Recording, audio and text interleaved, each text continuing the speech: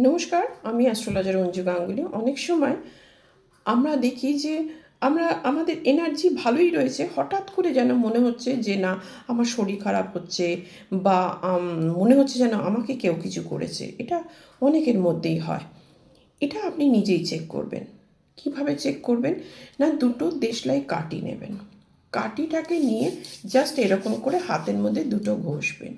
ঘষার পর একটি পাত্র নেবেন, জলের পাত্র, একটা ছোট বাটি নেবেন। দিয়ে প্রথম কাঠিটা আপনি আগে কাঠিটাকে নিজের বডির মধ্যে চারিদিকে টাচ করিয়ে নেবেন এবং ভালো করে হাতে ঘষে নেবেন। প্রথম কাঠিটা ফেলবেন, দেখবেন যে কাঠিটা কোনো এক জায়গায় স্থির হয়ে গেছে। তারপরে সেকেন্ড কাঠিটা ফেলবেন।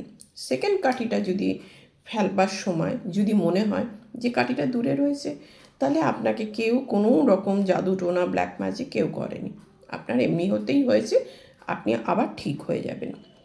কিন্তু যদি পাশ পাশ আসে, মানে জাস্ট টাচ হয়, তাহলে বুঝবেন যে আপনাকে কেউ কোনো রকম ক্ষতি করার চেষ্টা করেছিল এবং ক্ষতি করতে সে পারেনি।